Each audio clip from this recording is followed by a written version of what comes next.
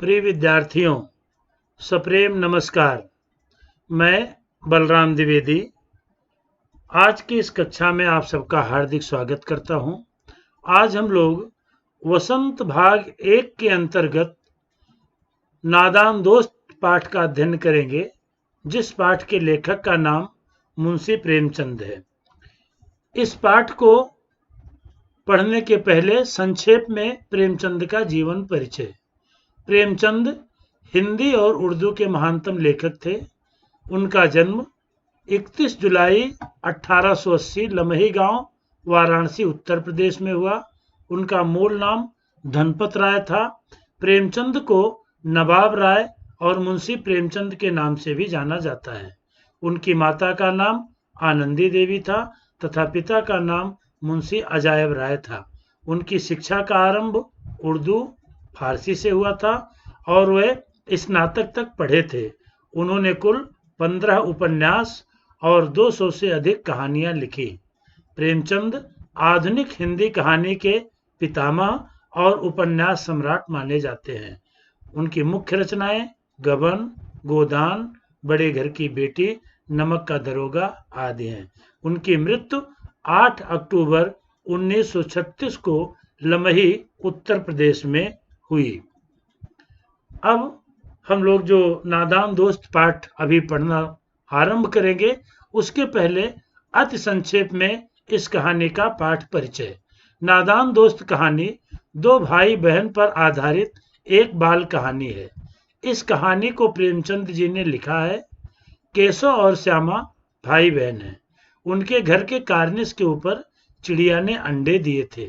वह चिड़िया के अंडों की सुरक्षा हेतु विभिन्न उपाय करते हैं, परंतु उनके उपाय निरर्थक हो जाते हैं। चिड़िया अपने अंडे स्वयं ही तोड़ देती है। दोनों को बहुत पछतावा होता है, परंतु बहुत देर हो चुकी होती है। वे दोनों अंडों की सुरक्षा के लिए अच्छे कार्य ही करते हैं, परंतु ज्ञान और अनुभव की कमी के कारण वे उनकी बर्बादी का कारण बन जाते हैं। प्रेमचंद ने इसीलिए उन दोस्तों को नादान दोस्त यानी नासमझ दोस्त कहा है। यह कहानी हमें सीख देती है कि किसी भी कार्य को करने से पहले पूरी तरह से सुनिश्चित कर लें कि जो आप कर रहे हैं वो सही है या नहीं। केशव और श्यामा ने चिड़िया के बच्चों के लिए जो भी किया था, यदि वे अपने माता पिता से एक बार पूछ लेते तो शायद उन बच्चों को अपने सामने देख पाते, मतलब चिड़िया के उन बच्चों को अपने सामने देख पाते। तो प्रिय विद्यार्थियों, इस कहानी का एक संक्षिप्त पाठ परिचय हम लोगों ने यहाँ पर पढ़ा। इस कहानी का बोध हम लोगों ने जाना। आइए अब हम इस कहानी को विस्तार पूर्वक पढ़ते हैं। कहानी का शीर्षक है नादान दोस्त। लेखक का नाम प्रेमचंद। केशव के घर कार्निस के ऊपर, कार्निस का मतलब छत के आगे का जो थोड़ा सा बड़ा हिस्सा होता है उसको कार्निस कहते हैं। तो केशव के घर कार्निस के ऊपर चिड़िया ने अंडे दिए थे। केशव और उसकी बहन श्यामा दोनों बड़े ध्यान से चिड़िया को वहां आते जाते देखा करते। सवेरे दोनों आंख मलते कार्निस के सामने पहुंच जाते और चिड़िया दोनों को वहां बैठा पाते। उनको देखने में दोनों बच्चों को ना मालूम क्या मजा मिलता। दूध और जलेबी की सुध भी ना रहती। सुध माने ध्यान। उनको दूध और जलेबी खाने की सुध माने, अर्थात उनको खाने पीने की भी सुध माने ध्यान नहीं रहती थी। दोनों के दिल में तरह तरह के सवाल उठते थे। अंडे कितने बड़े होंगे, किस रंग के होंगे, कितने होंगे, क्या खाते होंगे, उनमें से बच्चे किस तरह निकल आएंगे, बच्चों के पर कैसे निकलेंगे, पर माने पंख। तो केशव और श्यामा के मन में तरह तरह के सवाल उठते थे। उसका घोंसला कैसा है, लेकिन इन बातों का जवाब देने वाला कोई नहीं। ना अम्मा को घर के काम धंधों से फुर्सत थी, फुर्सत माने मौका, अवसर था, और ना बाबूजी को पढ़ने लिखने से। दोनों बच्चे आपस ही में सवाल जवाब करके अपने दिल को तसल्ली दे दिया करते थे। तसल्ली माने अपने दिल को आश्वासन दे दिया करते थे। श्यामा कहती, क्यों भैया, बच्चे निकलकर फुर्र से उड़ जाएंगे? केशव विद्वानों जैसे गर्व से कहता, नहीं री पगली, पहले पर निकलेंगे, बगैर परों के बेचारे उड़ेंगे कैसे। बगैर मने बिना परों के, पर मने पंख। तो केशव विद्वानों जैसे गर्व से कहता था, जब उससे केशव श्यामा पूछती थी कि भैया क्या उस अंडों से बच्चे निकल करके फुर्र से उड़ जाएंगे, तो केशव कहता था, नहीं रे पगली, पहले उसमें से पर निकलेंगे, बगैर परों के बच्चे कैसे उड़ेंगे। श्यामा बच्चों को क्या खिलाएगी बेचारी। केशव इस पेचीदा सवाल का जवाब कुछ न दे सकता था। पेचीदा माने एक विचित्र, एक कठिन सवाल उसके लिए था, केशव के लिए, कि वो बच्चे को चिड़िया क्या खिलाएगी। जब श्यामा इस तरह से प्रश्न पूछती थी तो केशव के लिए ये एक कठिन, एक पेचीदा सवाल था, उसके पास इसका कोई जवाब नहीं था। विद्यार्थियों, इस तरह से 3-4 दिन गुजर गए। दोनों बच्चों की जिज्ञासा दिन दिन बढ़ती जाती थी। जिज्ञासा माने जानने की इच्छा। अंडों को देखने के लिए वे अधीर हो उठते थे, अधीर उत्सुक हो उठते थे। उन्होंने अनुमान लगाया कि अब जरूर बच्चे निकल आए होंगे। बच्चों के चारे का, माने बच्चों को खिलाने के लिए जो दाने वगैरह होते हैं, उसका अब उनके सामने सवाल आ खड़ा हुआ था। चिड़िया बेचारी इतना दाना कहाँ से पाएगी कि सारे बच्चों का पेट भरे। गरीब बच्चे भूख के मारे चूं चूं करके मर जाएंगे। इस मुसीबत का अंदाजा, माने अनुमान करके दोनों घबरा उठते। दोनों ने फैसला किया कि कार्निस पर थोड़ा सा दाना रख दिया जाए। श्यामा खुश होकर के बोली, तब तो चिड़िया को चारे के लिए कहीं उड़कर ना जाना पड़ेगा ना। केशव, नहीं, तब क्यों जाएगी। श्यामा, क्यों भैया, बच्चों को धूप ना लगती होगी। केशव का ध्यान इस तकलीफ माने परेशानी की ना ना गया था। बोला, जरूर तकलीफ हो रही होगी, बेचारे प्यास के मारे तड़पते होंगे, ऊपर छाया भी तो कोई नहीं। आखिर यही फैसला हुआ कि घोंसले के ऊपर कपड़े की छत बना देनी चाहिए। पानी की प्याली और थोड़ा सा चावल रख देने का प्रस्ताव भी स्वीकृत कर हो गया। मैंने केशव और श्यामा ने जो विचार किए कि बच्चे को धूप लग रही होगी, उनके खाने पीने के लिए कोई चीज नहीं होगी, तो ये निर्णय लिया गया कि पानी की प्याली और थोड़ा सा चावल वहां रख देना चाहिए। और ये दोनों भाई बहन आपस में इस बात को वो स्वीकृत हो गया कि हम दोनों को मिल करके ये काम करना चाहिए। दोनों बच्चे बड़े चाव से काम करने लगे। चाव माने बड़ी इच्छा के साथ, बड़ी रुचि के साथ। श्यामा माँ की आंख बचा करके माँ के चुपके से मटके से चावल निकाल लाई। केशव ने पत्थर की प्याली का तेल चुपके से जमीन पर गिरा दिया और उसे खूब साफ करके उसमें पानी भरा। अब चांदनी के लिए कपड़ा कहाँ से लाए।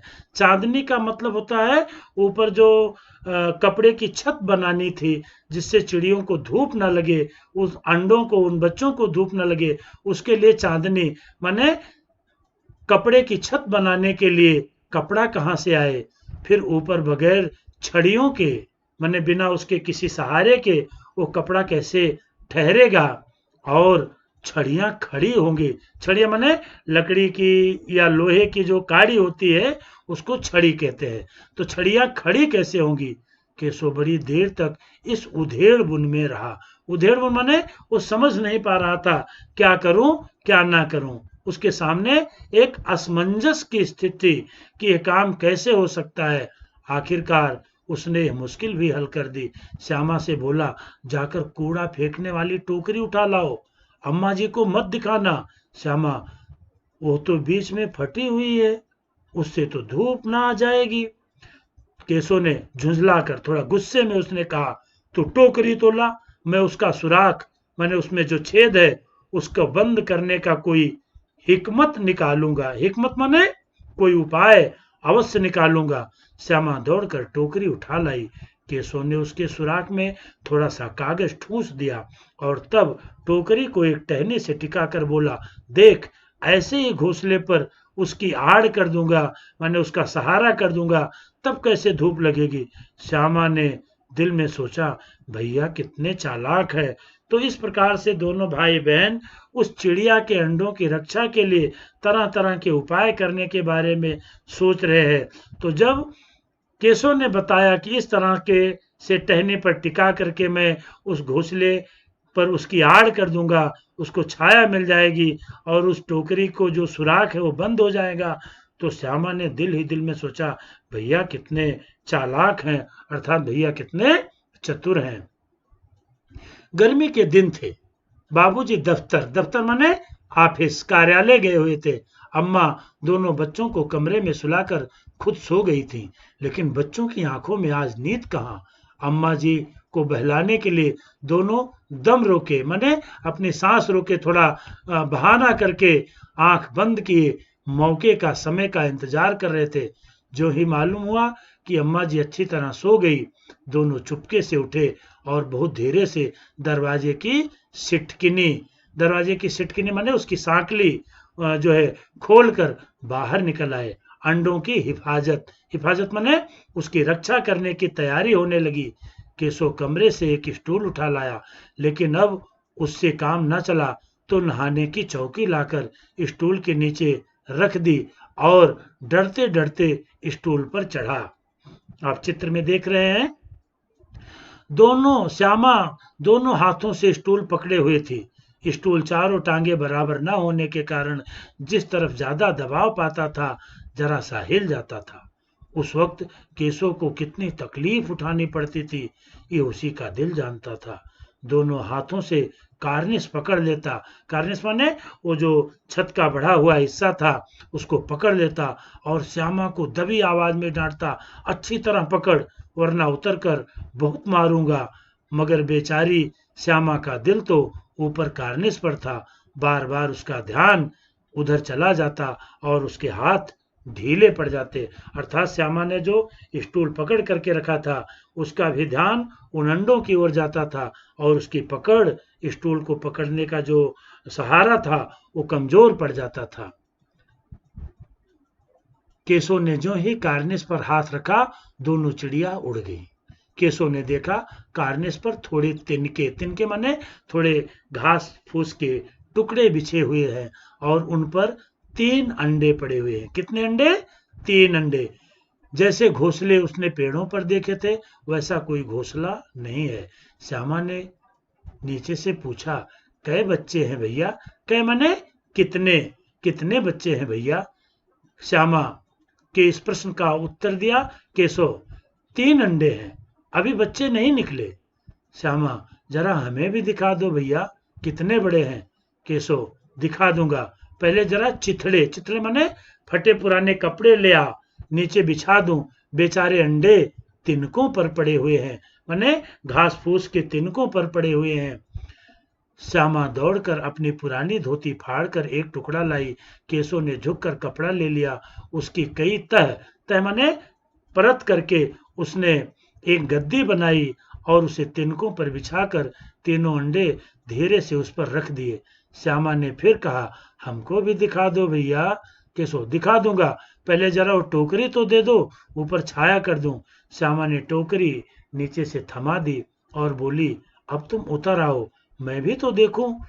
केशव ने टोकरी को एक टहनी से टिकाकर माने लकड़ी की एक काड़ी से टिका करके कहा, जा दाना और पानी की प्याली ले आ, मैं उतर आऊं तो तुझे दिखा दूंगा। श्यामा प्याली और चावल भी लाई। केशव ने टोकरी के नीचे दोनों चीजें रख दी और आहिस्ता माने आहिस्ता धीरे से उतर आया। श्यामा ने गिड़गिड़ा कर माने बहुत विनती करते हुए कहा, अब हमको भी चढ़ा दो भैया, तू गिर पड़ेगी। केशव ने श्यामा से कहा, तू गिर पड़ेगी। श्यामा ने कहा, ना गिरूंगी भैया, तुम नीचे से पकड़े रहना। केशव, ना भैया, कहीं तू गिरा पड़ी तो अम्मा जी तो मेरी चटनी ही कर डालेंगी, कहेंगी तूने ही चढ़ाया था। क्या करेगी देखकर? अब अंडे बड़े आराम से हैं, जब बच्चे निकलेंगे तो उनको पालेंगे। दोनों चिड़िया बार बार कार्निस पर आती थी और बगैर बैठे ही उड़ जाती थी। केशव ने सोचा, हम लोगों के डर से नहीं बैठती। स्टूल उठाकर कमरे में रखाया, चौकी जहां की थी वहां रख दी। श्यामा ने आंखों में आंसू भर करके कहा, तुमने मुझे नहीं दिखाया, मैं अम्मा जी से कह दूंगी। केशव, अम्मा जी से कहेगी तो बहुत मारूंगा, कहे देता हूँ। श्यामा, तो तुमने मुझे दिखाया क्यों नहीं? केशव, और गिर पड़ती तो तेरे 4 सर ना हो जाते? इस प्रकार केशव ने श्यामा को थोड़ा डराया कि तू अगर गिर पड़ती तो तेरे तेरे 4 सर ना हो जाते, अर्थात तेरा सर तो फूट ही जाता। श्यामा, हो जाते तो हो जाते, देख लेना, मैं कह दूंगी। इतने में कोठरी का दरवाजा खुला और माँ ने धूप से आंखों को बचाते हुए कहा, तुम दोनों बाहर कब निकल आए? मैंने कहा ना था कि दोपहर को ना निकलना। किसने किवाड़ खोला? किवाड़ माने दरवाजा। किसने खोला? किवाड़ केशव ने खोला था। लेकिन श्यामा ने माँ से ये बात नहीं कही। उसे डर था कि भैया पिट जाएंगे। केशव दिल में कांप रहा था कि श्यामा कह ना दे। अंडे ना दिखाए थे, इससे उसको श्यामा पर विश्वास न था। श्यामा सिर्फ मोहब्बत के मारे चुप थी। इस कसूर कसूर माने जो उन्होंने गलती की थी, जो अपराध किया था, में हिस्सेदार दोनों की वजह से इसका फैसला नहीं किया जा सकता। माने दोनों बात थी, क्योंकि दोनों बच्चों ने मिल करके दोनों उसमें हिस्सेदार थे, इसकी वजह भी थी। या वो जो है अपने भैया केशव के प्रति उसके मन में बहुत प्यार था, इसलिए वो चुप थी। दोनों बातें हो सकती हैं, शायद दोनों ही बातें थी। माँ ने दोनों को डांट डपट कर फिर कमरे में बंद कर दिया और आप धीरे धीरे उन्हें पंखा झलने लगी। अभी सिर्फ 2 बजे थे। बाहर तेज लू चल रही थी। लू माने गर्मी, तेज गर्मी के दिन थे तो तेज गर्म हवा वाली जो हवा होती है उसको लू कहते हैं। तो बाहर तेज लू चल रही थी, माने बहुत तेज गर्म हवा बह रही थी। अब दोनों बच्चों को नींद आ गई। 4 बजे एकाएक श्यामा की नींद खुली। किवाड़ खुले हुए थे। वो दौड़ी हुई कार्निस के पास आई और ऊपर की तरफ ताकने लगी। ताकने माने देखने लगी। टोकरी का पता न था। संयोग से उसकी नजर नीचे गई और वो उल्टे पांव माने तुरंत दौड़ती हुई कमरे में जाकर जोर से बोली, भैया अंडे तो नीचे पड़े हैं, बच्चे उड़ गए।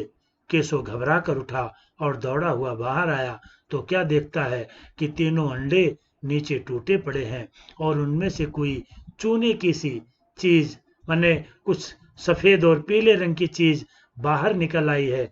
पानी की प्याली भी एक तरफ टूटी पड़ी है। उसके चेहरे का रंग उड़ गया।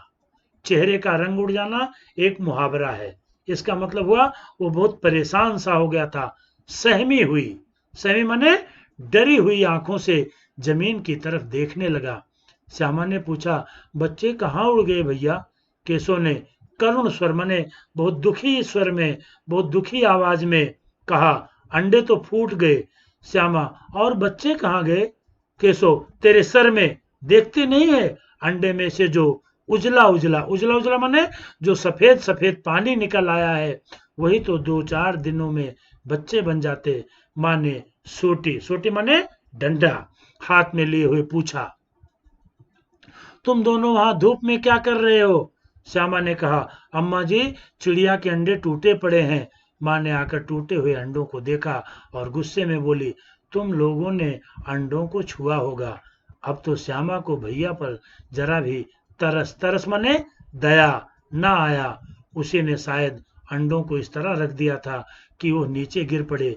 उसकी उसे सजा मिलनी चाहिए। बोली, इन्होंने अंडों को छेड़ा था अम्मा जी। माँ ने केशव से पूछा, क्यों रे? केशव भीगी बिल्ली बना खड़ा रहा। भीगी बिल्ली माने वो डरा हुआ, क्योंकि केशव ने जो काम किया था उसके बारे में उसको ये मालूम नहीं था। माँ ने उसको बताया, तू वहां पहुंचा कैसे? श्यामा, चौकी पर स्टूल रखकर चढ़े अम्मा जी।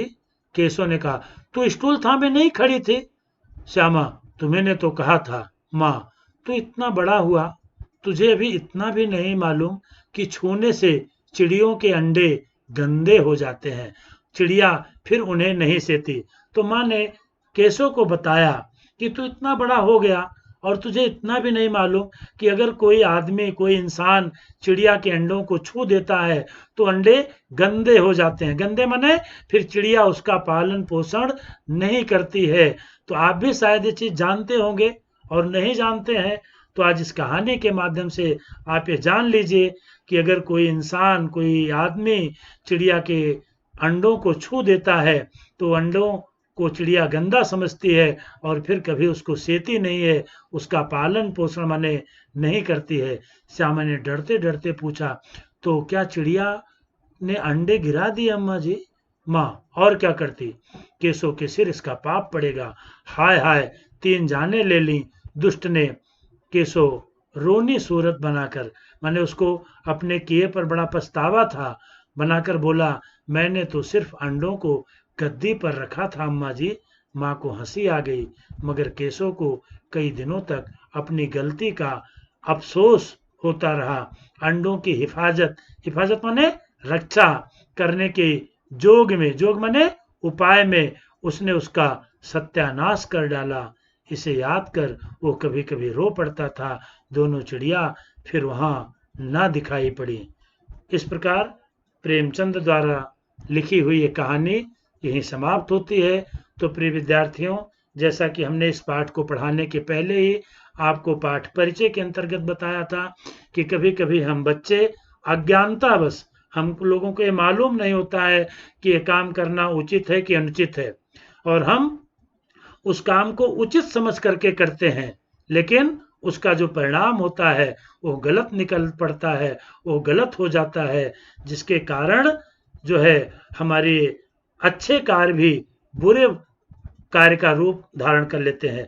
जैसा इस कहानी के माध्यम से आप लोगों ने देखा, तो इस पाठ से हम लोगों को यही बोध मिलता है, हमको यही शिक्षा मिलती है कि हमें कोई भी काम अच्छे ढंग से सोच विचार करके करना चाहिए, और अगर किसी चीज़ के बारे में हमको कुछ जानकारी ना हो तो हमको अपने बड़े लोगों से, अपने माता पिता से, अपने शिक्षकों से, अपने घर के बड़े बुजुर्गों से इसके बारे में जानकारी प्राप्त कर लेनी चाहिए। तो शायद इस तरह की गलती करने से हम लोग बच सकते हैं। आज इतना ही। अगली वीडियो में हम लोग फिर एक नए अध्याय के साथ आपसे मिलेंगे। तब तक के लिए आपको धन्यवाद कहूं, उसके पहले एक निवेदन कि आप सभी लोग बलराम द्विवेदी यूट्यूब चैनल को देखिए, उसको लाइक कीजिए, सब्सक्राइब कीजिए और शेयर कीजिए। आप सबका बहुत बहुत धन्यवाद।